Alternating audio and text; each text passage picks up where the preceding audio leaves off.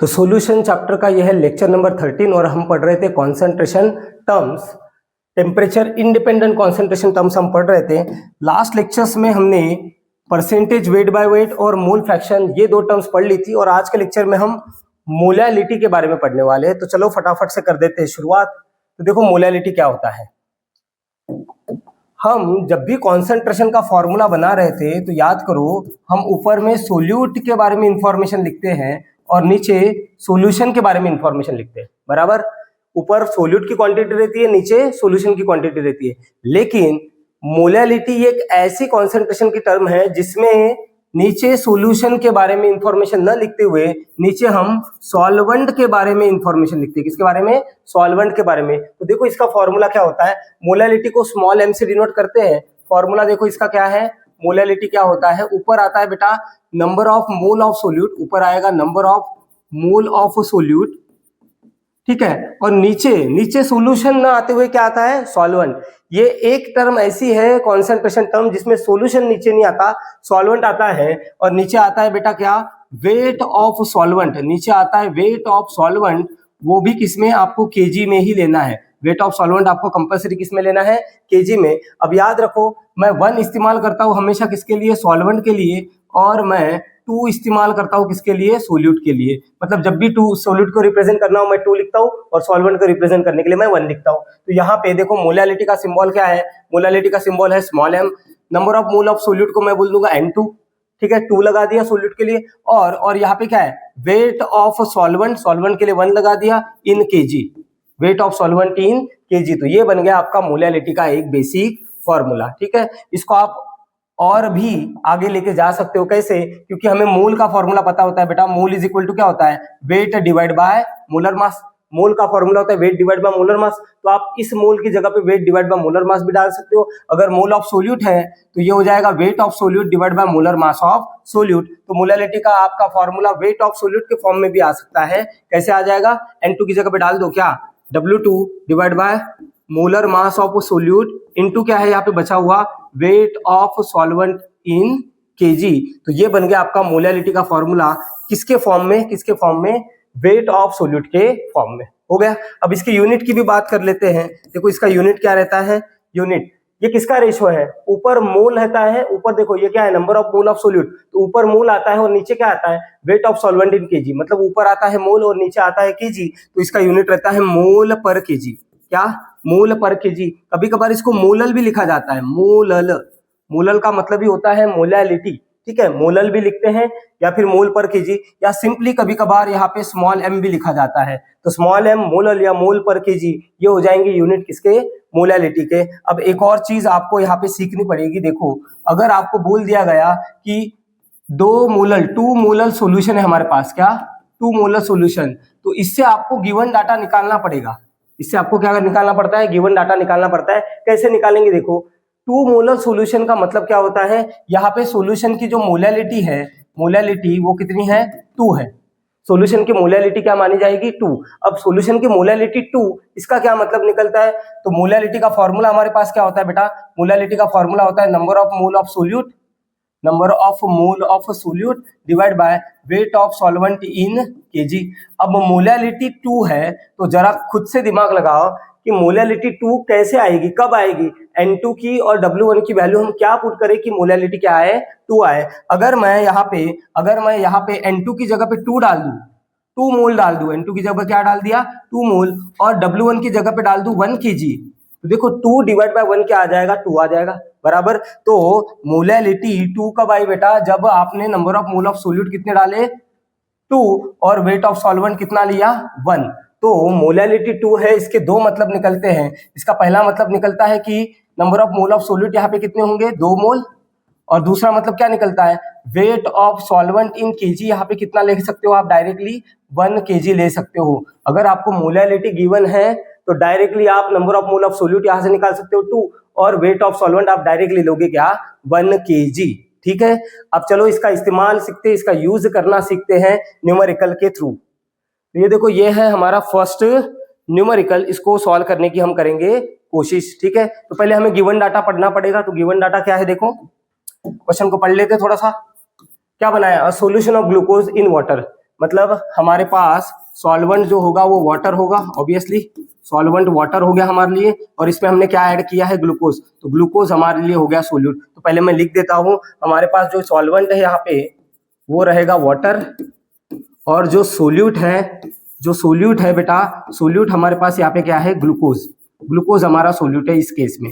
ठीक है, आगे बढ़ते हैं। Solution of a glucose in water is label as a 10% weight by wait.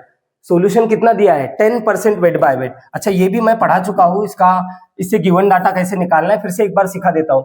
10% weight by wait का मतलब समझो, 10% वेट बाय वेट आपका सोल्यूशन है, ग्लूकोज सोल्यूशन। क्या है, ग्लूकोज सोल्यूशन। ठीक है, ग्लूकोज सोल्यूशन। तो आप इससे डायरेक्टली डाटा निकाल सकते हो। डायरेक्टली डाटा कैसे निकालोगे बेटा, ये ऊपर वाला सोल्यूट का डाटा होता है और नीचे वाला सोल्यूशन का। 10% वेट बाय वेट का मतलब आप लिख सकते हो directly weight of solute, direct आप 10 ग्राम ले सकते हो, और वेट ऑफ सोल्यूशन आप 100 ग्राम ले सकते हो। 10% का मतलब यही होता है। जिनको नहीं समझा उनको एक बार फिर से समझाता हूँ फॉर्मूला यूज करके। देखो, परसेंटेज वेट बाय वेट का फॉर्मूला कैसे निकलता है आपको पता है? इसका फॉर्मूला क्या होता है? इसका फॉर्मूला होता है बेटा वेट ऑफ सोल्यूट, क्या, वेट ऑफ सोल्यूट, और नीचे रहता है weight of solution, weight of solute divide by weight of solution, multiply by 100 कर देते हो, तब जाके आपके पास आता है क्या, परसेंटेज वेट बाय वेट। अब इसकी वैल्यू हमें कितनी गिवन है, 10।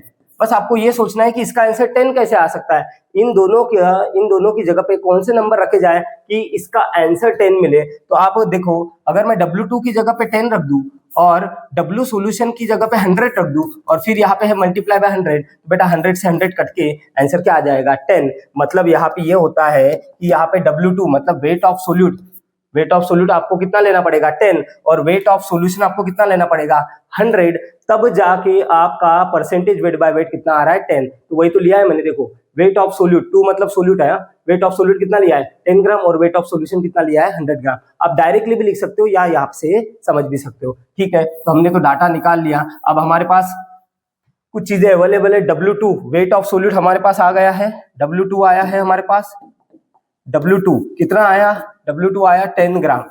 ठीक है, साथ में हमारे पास क्या है, अभी वेट ऑफ सॉल्यूशन भी है बेटा, वेट ऑफ सॉल्यूशन कितना है, 100 ग्राम। तो आप खुद से दिमाग लगाओ, सॉल्यूशन में दो चीजें रहती है, एक रहता है सोल्यूट और एक रहता है सॉल्वेंट। पूरे सॉल्यूशन का वेट है 100 ग्राम और सोल्यूट उसमें है 10 ग्राम, तो बेटा सॉल्वेंट कितना होगा, सॉल्वेंट और सोल्यूट मिलके ही तो सॉल्यूशन बनता है। तो अगर आपका सोल्यूट 10 है और सॉल्यूशन 100 है तो आपका सॉल्वेंट रहेगा कितना, 90। तो आप डायरेक्टली क्या लिख सकते हो, वेट ऑफ सॉल्वेंट लिख सकते हो कितना, 90 ग्राम। कितना लिखा, 90 ग्राम। ये समझा कैसे आया, समझा? नहीं समझाऊंगा निकाल के बताता हूँ। देखो यहाँ पे देखो बेटा, वेट ऑफ सॉल्यूशन कैसे निकालेंगे, wait of solvent plus weight of solute. मैंने आपको बताया सॉल्वेंट के लिए मैं 1 लगाऊंगा और सोल्यूट के लिए 2। अब वेट ऑफ सॉल्यूशन हमारे पास कितना है, 100, वेट ऑफ सॉल्वेंट निकालना है, वेट ऑफ सोल्यूट कितना है 10, प्लस ये क्या होगा यहाँ पे, ये प्लस 10 इधर जाके क्या होगा, -10। तो वेट ऑफ सॉल्वेंट कितना निकल आएगा आपका, 90 ग्राम। देखो समझा, इस तरीके से हमने वेट ऑफ सॉल्वेंट कितना लिया, 90 ग्राम ले लिया। ओके, आगे बढ़ते, हमें क्या निकालना है, मोलैलिटी। क्या निकालना है बेटा, मोलैलिटी। जरा सोचो मोलैलिटी का फॉर्मूला क्या होता है। मोलैलिटी का फॉर्मूला यहाँ पे लिख रहा हूं मैं। मोलैलिटी क्या होता है, number of mole of solute divide by weight of solvent in KG. सही है, वेट ऑफ सॉल्वेंट मतलब W1, wait of solvent in KG. फिर क्या कर देते थे हम, मोल का फॉर्मूला पुट कर देते थे। मोल का फॉर्मूला क्या होता है, weight divide by molar mass. तो weight divide by molar mass into क्या हो जाएगा, weight of solvent in kg. तो ये है हमारा मोलैलिटी का क्या फॉर्मूला। अगर मुझे मोलैलिटी निकालना है तो मेरे पास W2 होना है, W2 है, ठीक है। उसके बाद मोलर मास होना सोल्यूट का। तो मोलर मास देखो ग्लूकोज का गिवन है, ग्लूकोज हमारा सोल्यूट है, तो मोलर मास हमारे पास सोल्यूट का है कितना, 180 ग्राम पर मोल। तो मेरे पास मोलर मास भी अवेलेबल है, ये भी चीज है, ये भी चीज है। अब मुझे क्या, मेरे पास क्या होना, wait of solvent in KG. W1 क्या होता है, wait of solvent in kg. तो बेटा वेट ऑफ सॉल्वेंट मेरे पास है लेकिन ग्राम में, तो इसको केजी में कन्वर्ट कर लो। तो वेट को ग्राम को केजी में कन्वर्ट करना है तो क्या करोगे, डिवाइड बाय 1000। तो 90 को डिवाइड बाय आपने अगर 1000 कर लिया तो ये किस में कन्वर्ट हो जाएगा, केजी में। निकाल लो इसको, ये कितना आने वाला है, 0 से 0 कटा और ये कितना आ जाएगा, 0.09 केजी। ठीक है, दिख रहा है आपको, यहाँ पे निकाला है मैंने 0.09 केजी। तो वेट ऑफ सॉल्वेंट केजी में भी आ गया। अब सारी वैल्यूज हमारे पास है, पुट कर दो। तो यहाँ पे W2 कितना है, W2 है 10, उसके बाद मोलर मास कितना है सोल्यूट का, ये 180, और wait of solvent in KG कितना निकल के आया, 0.09, बराबर। अब इसको कर लो थोड़ा सा सॉल्व बेटा, 0 से 0 तो कट जाएगा, तो यहाँ पे बचा 1 डिवाइड बाय 18 इंटू 0.09। अब 18 इंटू 9 कर लो, करके देख लो, 18 इंटू 9 कितना आ जाएगा, 162। अब पॉइंट दे देंगे 162, पॉइंट के बाद 2 नंबर तो यहाँ पे आएगा पॉइंट। अब मोलैलिटी हमें निकालनी है, आपको क्या करना है, सिंपली 1 डिवाइड बाय 1.62 करना है, करके देखो एक बार, 1 divide by 1.62, 1 divide by 1/62,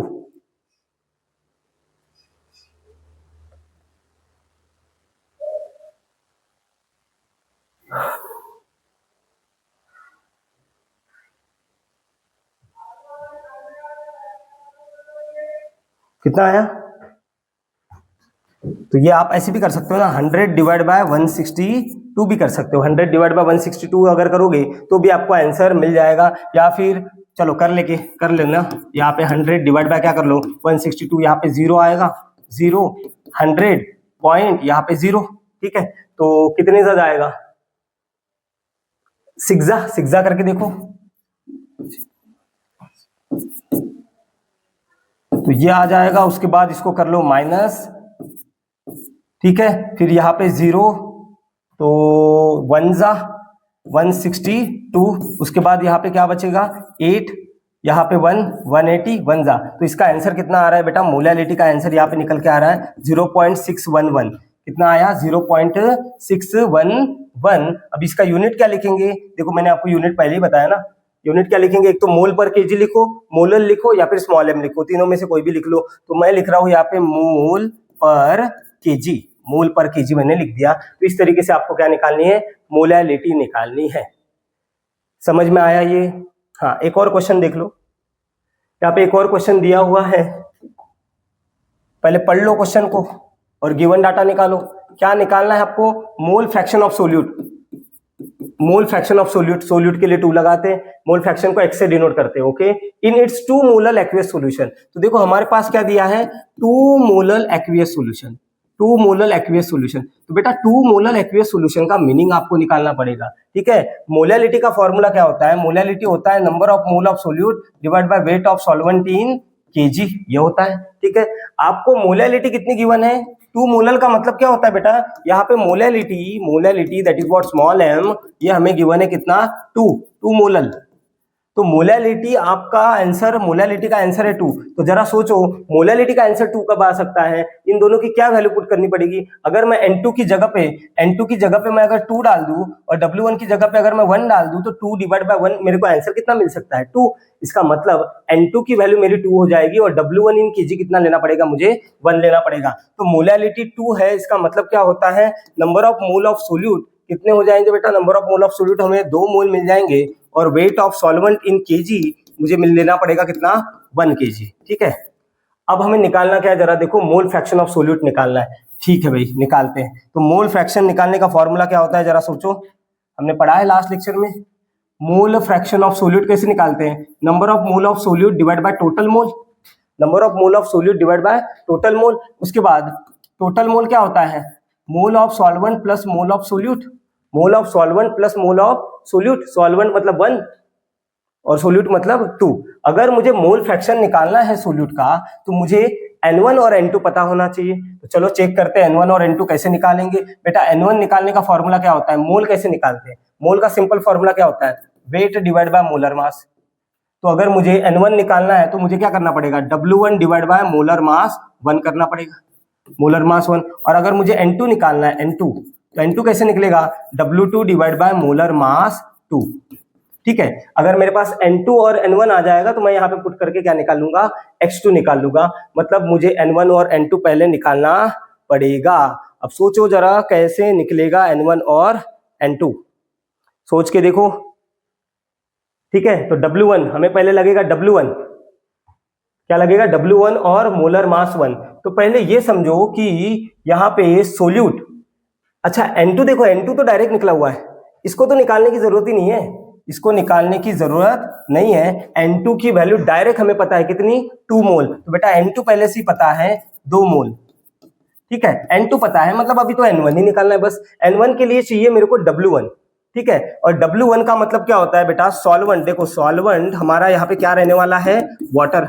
water हमारा सॉल्वेंट रहने वाला है, बराबर, ठीक है। और वो सॉल्वेंट के लिए तो हम 1 लगा रहे हैं। W1 का मतलब क्या है, वेट ऑफ सॉल्वेंट। तो वेट ऑफ सॉल्वेंट मेरे पास नहीं है क्या, ये देखो ये W1 क्या है, W1 इन केजी। कितना केजी है बेटा, 1 केजी नहीं है, ठीक है। लेकिन यहाँ पे वेट ऑफ सॉल्वेंट मुझे जो लगेगा वो ग्राम में लगेगा। मोल में यहाँ पे जो यूनिट होता है इसका ग्राम होता है, तो वह 1 केजी का मतलब कितना हो जाएगा, 1000 ग्राम। ये हो गया, बराबर। और क्या चाहिए, मोलर मास ऑफ सॉल्वेंट। तो मोलर मास ऑफ सॉल्वेंट, देखो बेटा वाटर है और वाटर का मोलर मास हमें पता रहता है 18 ग्राम पर मोल। कितना रहता है, 18 ग्राम पर मोल। तो ये भी पता है, W1 भी पता है ग्राम में, और मोलर मास भी पता है। ये दोनों वैल्यू डाल दूंगा तो मेरे पास N1 आ जाएगा। डाल दो, W1 कितना है, कहा गया 1000, और डिवाइड बाय मोलर मास कितना है 18 कर दो, तो ये कितना हो जाएगा 500 डिवाइड बाय 9। यहां से N1 निकल आएगा, करके देखो थोड़ा। 500 डिवाइड बाय 9